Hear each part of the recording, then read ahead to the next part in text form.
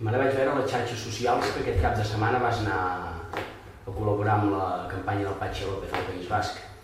Sí, vam anar un grup de 20 joves de Catalunya a donar suport bàsicament perquè al País Basc, a Euskadi, és complicat militar al Partit Socialista per tot el tema Berchale, i llavors nosaltres ens vam solidaritzar amb ells i vam anar a fer un cap de setmana de campanya, ajudant-los a explicar el seu projecte. Com valores la feina que ha fet fins ara Patxi López? Perquè tampoc ha acabat la legislatura i aquí a Catalunya heu criticat molt Artur Mas i fins i tot Carme Chacón m'ha titllat de fracassat per no haver acabat la legislatura i allà el socialista Patxi López tampoc l'ha acabat. Sí, però Patxi López ha acabat la legislatura, o fins al punt en què l'ha acabat d'una altra manera, no com l'Artur Mas. Patxi López no s'ha saltat les línies vermelles, com ell diu. Les línies vermelles són no retallar en sanitat, no retallar en educació. Potser perquè tenen un concert econòmic. Potser també, efectivament, sí, estic d'acord. Però a part d'això no han jugat al joc del Partit Popular, de l'euro per recepta. Ara que parles del Partit Popular, allà governa Patxi López gràcies al Partit Popular, que és una altra de les vostres crítiques a Artur Mas, que va aprovar els pressupostos amb el Partit Popular, però allà fins i tot el president del Parlament Basc és del PP i Patxi López governa gràcies al PP. Llavors no creus que és incongruent pactar a unes parts d'Espanya amb el Partit Popular i a d'altres criticar els que pacten amb el Partit Popular? Jo no estic d'acord perquè Euskadi és un món diferent. Euskadi és un món diferent. Aquest cap de setmana vaig poder adonar-me de la situació que tenien allà. Un any després de la pau vaig parlar amb gent que portava escoltes i curiosament vaig conèixer a un dels últims regidors del País Basc que van tenir 2 escoltes i aquest senyor m'ho deia, és que vivim en una situació difícil i el Partit Popular són els nostres aliats, però no els nostres aliats polítics, sinó són els nostres aliats en contra o a favor de la lluita en contra del terrorisme. No és el Partit Nacionalista Basc? En absolut, el Partit Nacionalista Basc juga un altre joc. El Partit Nacionalista Basc no vull dir que li vagi bé el joc amb Bildu, però ells... També hi ha gent del PNB amb Esquerra. Sí, però menys. Ells han jugat d'una altra manera i s'han sentit més protegits o no tan atacats com tant socialistes com populars. Llavors, creus que sí que és coherent pactar Euskadi amb el PP i criticar Convergència perquè pacti amb el PP a Catalunya? Com bé t'he dit, són situacions diferents.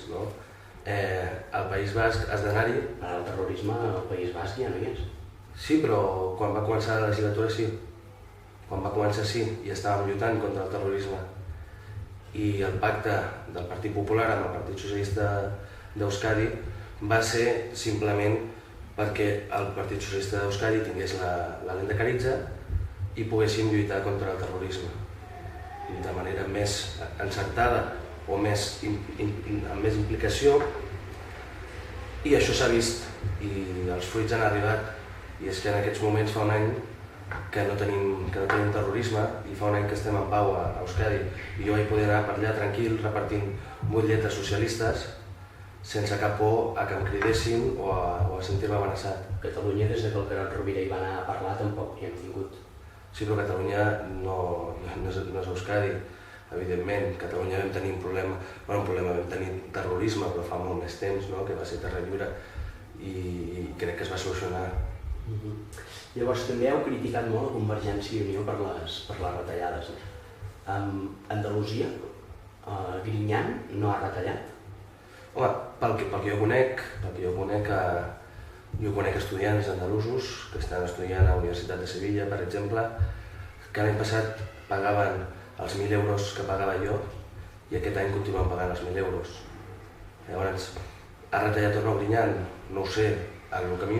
No ho saps? No ho sé, el que a mi m'importa, que és la meva educació i la meva universitat, el senyor Griñán no ha retallat i el senyor Artur Mas sí. Bueno, ha incrementat la taxa. Ha retallat funcionaris, ha retallat sanitat, és a dir, sí que ha retallat. Evidentment, és que no estem parlant que no s'hagi de retallar. Evidentment que s'ha de retallar. Però el que et vull dir és això, no? Que la meva universitat, allà els costa el mateix que em costava a mi l'any passat. Llavors això és el que em preocupa a mi, poder pagar-me a la universitat i poder tenir un futur. Quin tant per cent pagues del que costa la teva carrera? El que costa un any són al voltant dels 9.000 euros. Sí. 1.000 euros, quin tant per cent? I ara pago 1.600, 1.700 euros. Això quin percentatge és? És baix, però és el necessari i fins i tot menys, perquè tot aquell... Creus que és sostenible una universitat en què l'estudiant pagui només el 7 o el 8% del cost total de la seva matrícula? Mira, els governs, tant aquí com a qualsevol lloc, han de donar l'oportunitat a estudiants que no tenen els diners suficients per ficar-se a una carrera. Això ja passa a les beques. Sí, les beques... Si una persona no arriba a un salari mínim o els seus ingressos familiars no arriben a... Sí, efectivament, existien les beques, però les beques s'han reduït aquest any també. Curiosament s'han reduït les beques i s'ha augmentat la taxa universitària. Però la gent que no arriba a uns mínims segueix sense pagar la taxa universitària. Segueix sense pagar la universitat. I la gent que està a punt d'arribar al mínim, que li costa arribar a final de mes, la paga i no té beca. Curiosament, tornant al cas d'Euskadi han augmentat beques, han reduït taxa universitària.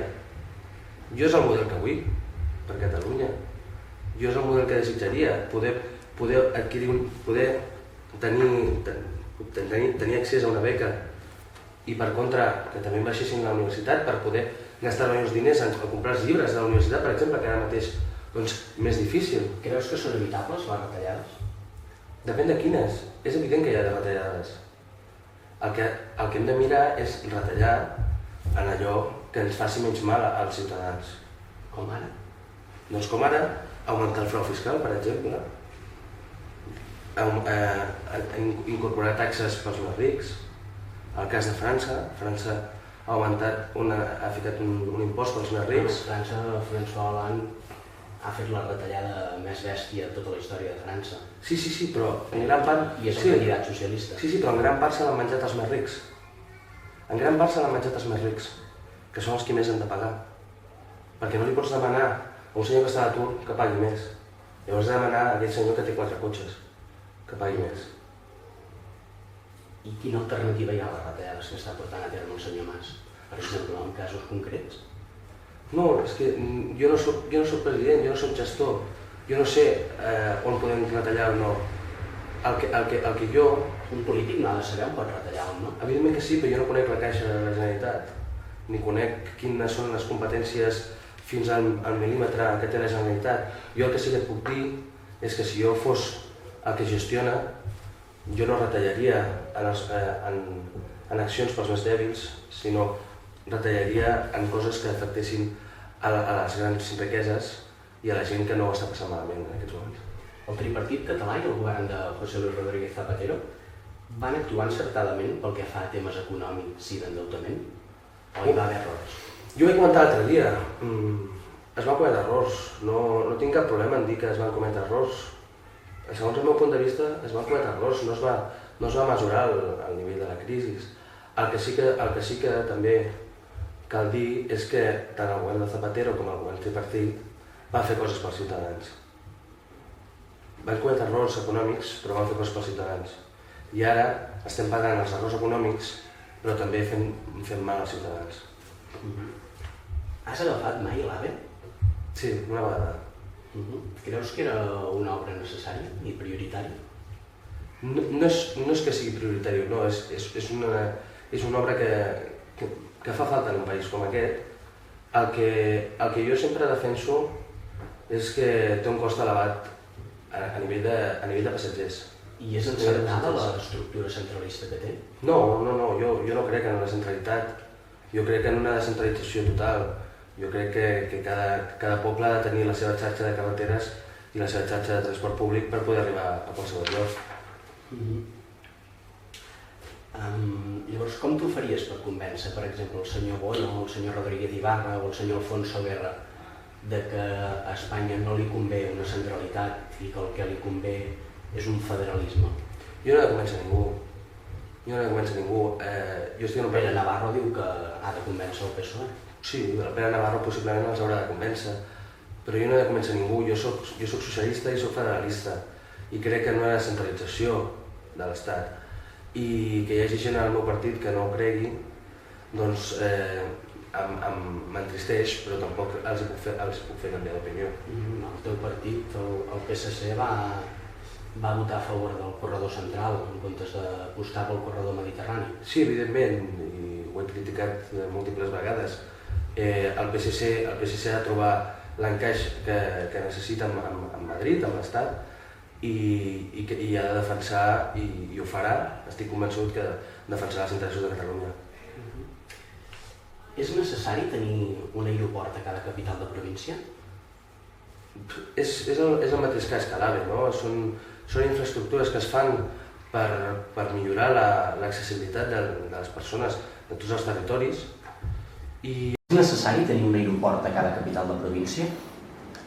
És necessari, no és necessari, és el mateix cas que l'AVE, no? És a dir, són infraestructures que es fan en un moment determinat, on hi ha bonança econòmica, per el que hem dit, no? Descentralitzar, tenir cada província els serveis de transport públic, i públic i privat, òbviament, que siguin factibles, no?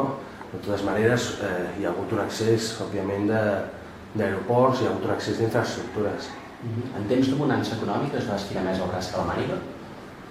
Jo crec que sí, es va estirar més el braç que la màniga, evidentment, no?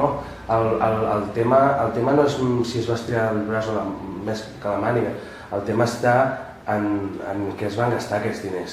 Aquests diners es van gastar en capital social, és a dir, es van gastar en infraestructures, en accions per a la ciutadania.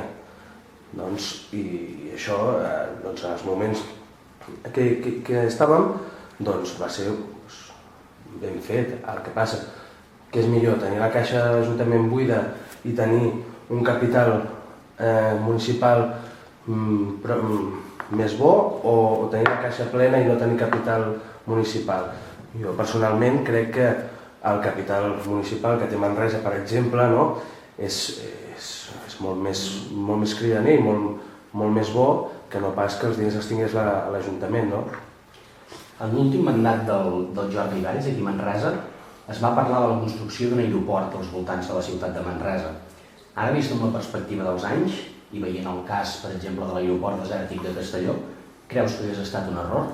Jo, segons tinc entès, l'aeroport el projecte d'aeroport que hi havia pel Bages no era ni molt menys com el de Castelló o com el de Lleida. Era un aeroport més semblant al de Sabadell. Era un aeroport més comercial i més d'avionetes. I aquest aeroport hagués portat bonança econòmica al territori, no? I en aquell moment hagués sigut un gran fons de comerç i de competitivitat. Parlant d'infraestructures, quines infraestructures creus que necessita Catalunya? Catalunya necessita, sobretot, i mirar-ho des del punt de vista jove, necessita infraestructures per la mobilitat, és a dir, necessita un bon transport públic seriós i un transport públic eficient. I a l'hora de pensar quines estructures li calen i quines infraestructures, Catalunya ho ha de fer pensant com una comunitat autònoma d'Espanya o seria millor si ho fes pensant com un estat? Ni una ni l'altra. Jo crec que si hem de fer una via de tren, l'important és mirar pel municipi on comença i pel municipi on acaba, incloent-hi els municipis en els quals hi és o en els quals passaria la via. És a dir, les infraestructures a Catalunya s'han de fer mirant pels municipis que hi concorreran, no? I per la viabilitat que tindran i pel servei que se'ls donarà. I seria més fàcil pensar-ho si fóssim un estat? No. Hi hauria més facilitat a l'hora de pensar i de crear o d'idear infraestructures i estructures? No té per què.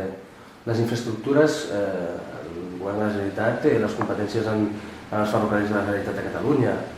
És a dir, podríem millorar l'eficiència d'aquests trens, no?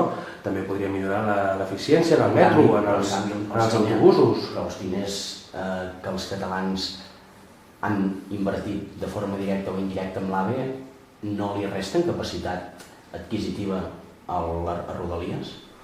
Sí, però l'AVE tant ens ha costat a nosaltres com a la resta del territori de l'Estat.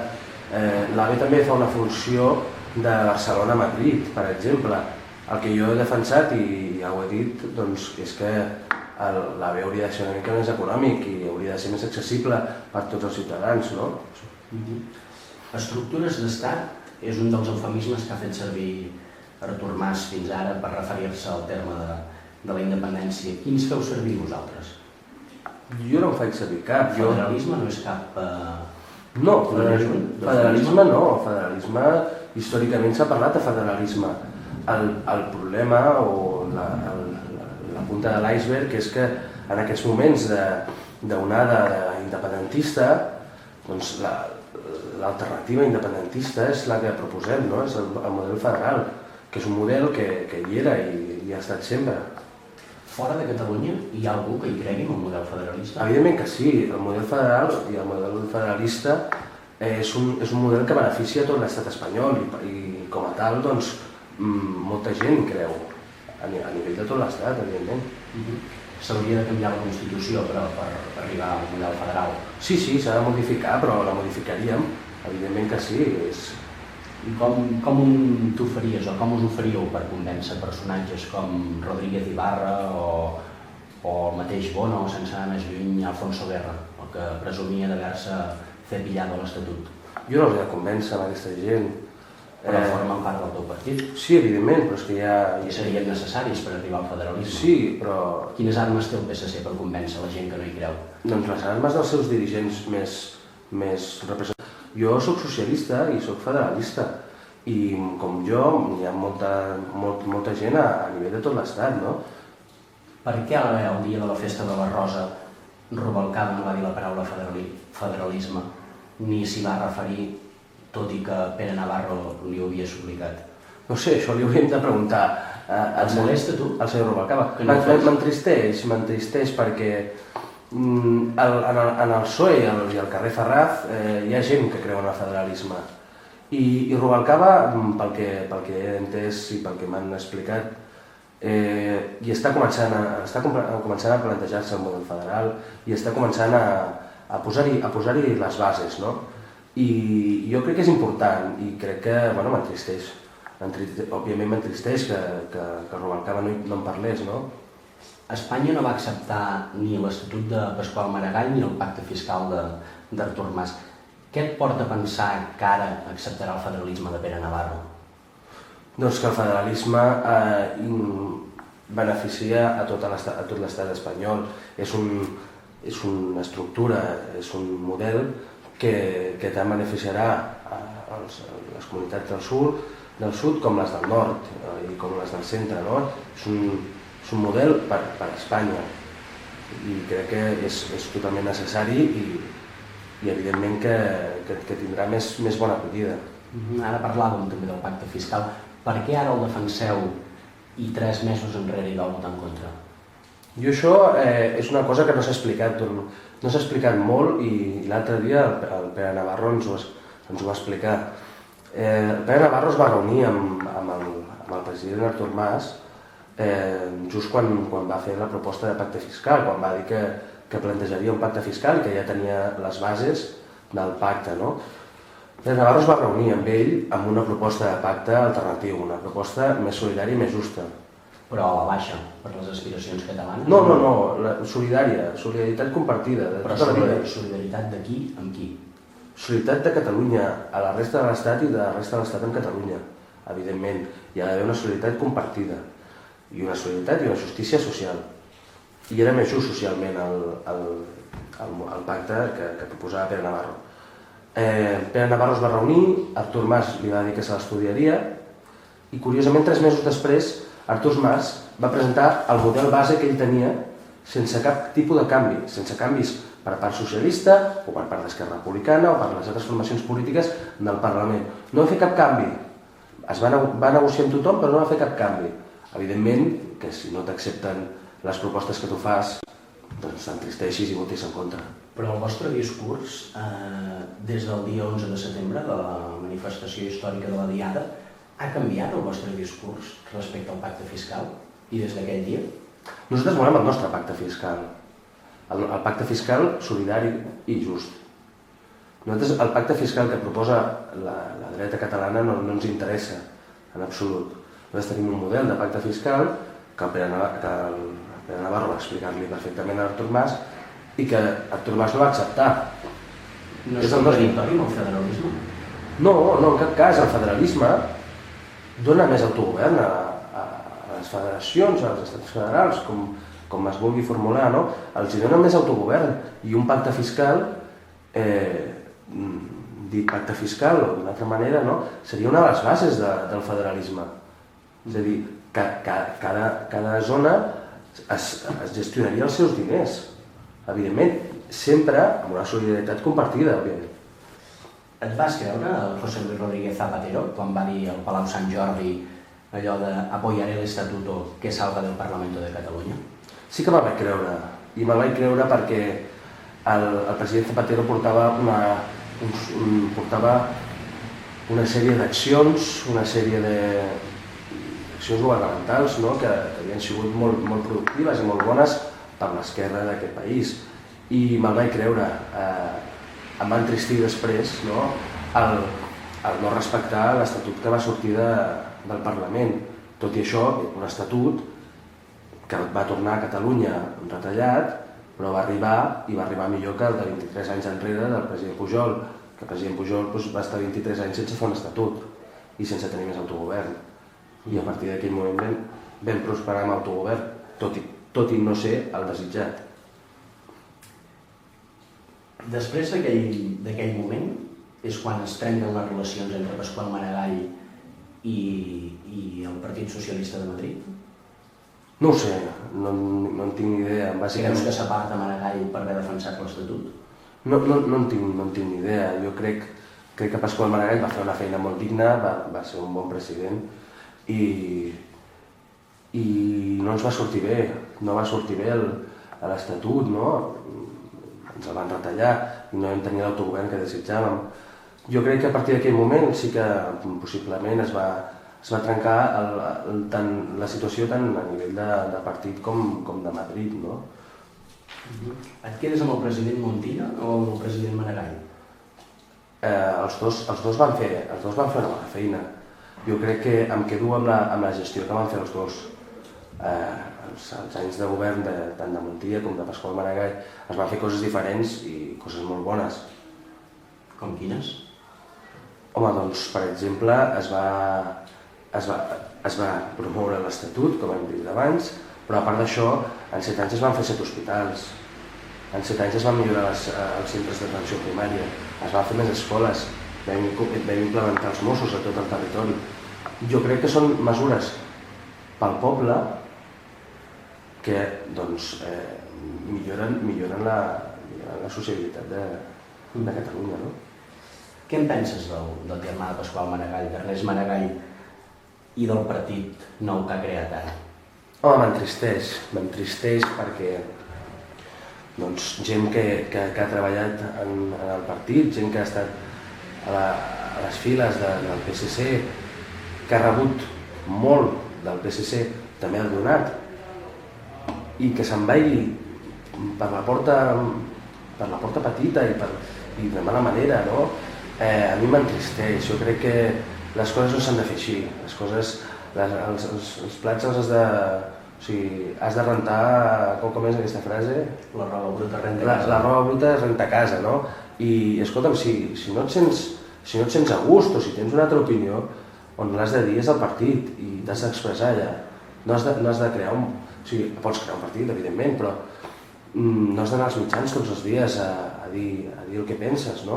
Ho has de dir a dins del partit. Com valores que trenqués la disciplina de vot als últims temps? Ho valoro malament, no m'agrada, i no m'agrada perquè en les eleccions tu el que estàs fent és votar un partit. Tu, al no haver-hi llistes obertes, el que fas és votar un partit. I el que defenses, quan ets diputat, el que defenses són les idees del partit i els interessos, i l'electorat, els interessos que mira són els que creu el partit, no? Aleshores, podríem entrar en un debat també sobre si és millor llistes obertes o llistes tancades, no? Jo també soc de l'opinió de llistes obertes, evidentment, però en aquests moments són tancades i estàs votant un partit, no estàs votant a l'Ernest Maragall. Firmaries el manifest promogut per l'alcalde de Lleida, el senyor Àngel Ros, i que també van firmar Marina Gel i Antoni Castells o Ernest Maragall? Jo firmaria el segon manifest, no? el que va sortir aquesta setmana, el manifest de federalistes i d'esquerres, perquè és un manifest que entra més en els meus ideals. L'altre no el firmaries? No. Posats a firmar, firmaria el manifest més recent, que defensa una postura d'esquerres, un govern d'esquerres, amb actuacions d'esquerres i un federalisme d'esquerres també, no?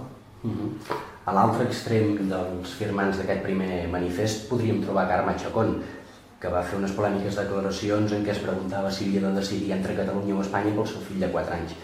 No decidir és decidir? Jo crec que tothom ha de decidir. Crec que tothom ha de decidir què vol. El que no podem fer és decidir independència sí, independència no. Jo soc partidari de que cadascú decideixi el que vol, perquè no podem decidir si en federalisme sí o federalisme no. Perquè no podem decidir si unitat sí, unitat no. La paraula de si independència sí, independència no, jo crec que ens estem ficant entre l'espasa i la paret, no? I el que hauríem de fer és decidir tots i decidir què volem realment, no independència sí, independència no. Quins arguments tens per no declarar-te favorable a la independència? Jo no soc independentista. Jo sempre he cregut en una Catalunya amb més autogovern, en una Catalunya més pròpia, no? Però sempre de la mà de l'Estat, no? El que sí, que també no m'agrada que se separin dos pobles, i no és que se separin dos pobles, és que ja tan sols a Catalunya hi ha dos visions, no? O més, fins i tot, perquè hi ha el català que se sent català només, el català que se sent igual de català i espanyol, el català que se sent més espanyol que català, l'espanyol que se sent més català. Hi ha una divergència espectacular a Catalunya. I trencar amb això i dir ens separem, jo crec que trencaries amb l'estatus social de Catalunya. És a dir, es dividiria la població? Es trencaria, no es dividiria, es trencaria. Jo crec que trencar i dividir és pitjor que dividir. Si hi ha, per exemple, la meitat de catalans que volen la independència i la meitat que no la volen, si es segueix dins Espanya com ara, també seria trencar-la, no? Jo veig el mateix trencament si es marxa com si s'hi queda i sí, temps a dintre. Efectivament, però és que per això existeix i per això nosaltres defensem el federalisme. El federalisme el que porta és a un major autogovern a Catalunya, que en realitat els que eren independentistes de tota la vida són un tant per cent, dins d'aquests 50, deuen ser un 20-25. L'onada aquesta independentista que hi ha hagut ara són gent que només els preocupen els diners. Són gent que el que vol és una independència econòmica. I això amb el federalisme hi és. I el federalisme no trencaria la societat catalana. Creus que el president Mas amaga alguna cosa sota la bandera independentista? Sí, efectivament. Què creus que hi amaga? Hi amaga retallades, hi amaga augment de taxes, hi amaga una mala gestió, hi amaga moltíssimes coses i totes són dolentes. El president Artur Mas el que ha fet és posar-se la bandera a sobre per tapar tota la mala gestió que està fent, perquè està portant a Catalunya a que hi hagi un desequilibri social encara més fort del que hi havia. Està portant a que els rics siguin més rics i el pobre s'enfonsi encara més. I això és el que està portant el president Artur Mas, i això ho està amagant a sota d'una bandera. I això és el més perillós del 25 de novembre, que la gent vagi a votar independència sí, independència no. Nosaltres estem davant d'unes eleccions superimportants, no sols pel fet d'independència sí, independència no, sinó perquè el senyor Artur Mas està amagant una gestió ultra trencadora amb la societat, i això ho hem d'evitar. Vas anar a la manifestació del dia 11? No vaig anar. Vaig anar a l'ofrena floral que vam fer aquí a Manresa, que és l'acte que es fa cada any i que és l'acte que jo doncs, participo i participo doncs, a gust. No? A la manifestació de l'11 de setembre, a part que no se m'hi volia. No se m'hi volia, perquè jo no soc independentista. Què vas sentir quan vas veure 1,5 milió d'independentistes al carrer? Quines sensacions i quines emocions et van passar per dintre? Primer de tot em va disgustar, vaig estar disgustat, vaig estar trist, perquè era gent que estava jugant al joc de l'Artur Mas i de Convergència. Però la manifestació aquesta no vol Convergència. No, però quan el partit majoritari de... De fet, el president tampoc hi va. Sí, però home, només faltaria. Quan el partit majoritari de Catalunya es mostra a favor de la independència, hi ha molts votants i militants de Convergència que són, de fet, és que si miréssim les manifestacions, cada 11 de setembre hi ha manifestacions independentistes. L'any passat devien ser uns 300.000 els que van anar. Aquests 300.000 són d'Esquerra Republicana, de Solidaritat, de les CUP, són de partits independentistes.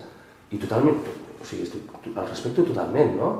Però que curiós que en el moment que Convergència i Unió fa el pas i diu que va a la manifestació, que curiós que en comptes de ser 300.000 aquest any fossin 1,5 milió. És una dada curiosa, no? Llavors, la meva primera sensació va ser de tristesa, va ser de llàstima, perquè aquesta gent el que em va venir al cap és que no estava veient el que estava passant en aquest país, no estava veient les retallades, no estava veient que a mi m'estaven pujant la matrícula universitària i que els meus avis els cobraven €1 cada vegada que anaven a la farmàcia. Això no ho estava veient. Estàs en contra de l'euro per recepta? Evidentment que sí, evidentment que sí. Nosaltres paguem impostos. Nosaltres paguem impostos suficients com perquè els medicaments ja porten, o sigui, els medicaments ja porten incorporat al nostre impost. No n'hem de pagar un d'extra. El que sí que hem de fer és regular aquests medicaments i possiblement fer unes caixetes amb dosis particulars. Això sí que s'haurà de fer. Però en cap cas pagar 2 vegades o 3, que estem pagant ara mateix 3 vegades el mateix medicament. Això és injust. Tornant al model federalista, amb què es diferencia el teu model federalista i el que té Duran i Lleida? No sé quin és el model federalista de Duran i Lleida, jo sé quin és el meu. El meu model de federalisme és un model federalista d'esquerres, un model en què Catalunya té un major autogovern, Catalunya decideix què fa i què deixa de fer, però Catalunya segueix estant dins d'Espanya i Catalunya comparteix amb Espanya certes competències. Tampoc sé quin és el de Duran i Lleida. Duran i Lleida va estar a la manifestació, no? Jo crec que sí que va ser-hi a la manifestació de Duran i Lleida.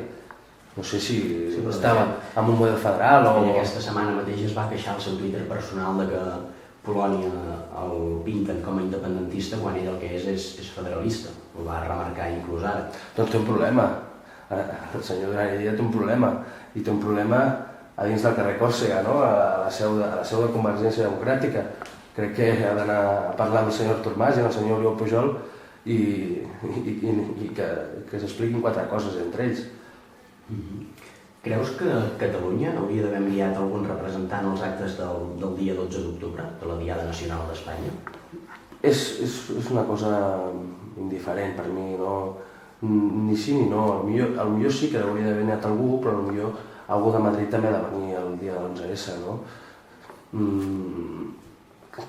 Què? No en tinc ni idea. Jo aquestes coses, les manifestacions, les celebracions aquestes per batalles, no? Les trobo... Sí que s'ha de reconèixer quan un guanya o quan un perd, doncs sí que és bo que hi hagi un dia en què es reconegui, no? Però fer tanto jolgorio, no?, que se'n diu, doncs... De fet, el 12 d'octubre es celebra que... Sí, el 12 d'octubre es va celebrar que feia 560 anys que es havia iniciat un dels genocidis més grans de tota la història per part de les tropes espanyoles. Sí. T'imagines Alemanya celebrant l'Holocaust? No, evidentment que no. El cas d'Alemanya és molt diferent. El cas d'Alemanya va ser afectada molt més internament, no? Van morir molts alemanys i va deixar el país a la misèria. No crec que es posin a celebrar l'Holocaust. Evidentment, espero que no. Centrant-nos en temes de política local, com valores fins ara la gestió de Valentí Junyent i el seu equip municipal? Home, la veritat, poc puc valorar, no? De fet, és que no hi ha molta gestió coneguda. En aquests darrers mesos, el govern de Valentí Junyent, que va dir que seria el govern de les petites coses, poc ha fet. Almenys surto al carrer i no veig canvis, no veig petites coses que canvin, no? A part d'això, parles amb la gent, parles amb les associacions de veïns, amb la gent del carrer, amb amics, i ningú els escolta, el govern no els està escoltant, no els estan sentint recolzats. Sabem que no hi ha diners, però sense diners també es pot gestionar i es pot parlar amb la gent i se li pot explicar quin és el teu projecte. Et va molestar que pengessin l'estelada a l'Ajuntament? Sí, evidentment, perquè tot i que el consistori hi hagi una majoria independentista de regidors, a Manresa som més de 70.000 habitants i, òbviament, tots no són independentistes, no som independentistes tots. I l'Ajuntament és la casa de tots, és una casa que ens representa a tots. Aleshores, l'Ajuntament hi ha la bandera espanyola també, però... Sí, però la bandera espanyola hi és per obligació. Aquí entrem en un altre debat. Si hem de modificar o no hem de modificar, però és constitucional i hi ha de ser-hi. No la podem treure. La independentista no està estipulat en cap lloc. Em sembla que no representa a la majoria, no? A la majoria de Manresa. Què li falta a Manresa? Li falta vida. Manresa, i una mica la culpa, o no, la culpa jo crec que és del govern, no? No està fent política. No sé si estan tot el dia gestionant als seus despatxos, però no està fent política, no estan activant el moviment associacionisme, no? Falta vida, jo crec que falta vida. I en aquests moments de crisi econòmica i en el context que estem, doncs crec que Manresa s'ha de reactivar i s'ha d'animar. Quin és el futur del PSC a Manresa? No ho sé, això es decidirà a les properes eleccions. Nosaltres treballem per Manresa i treballem pels manresans.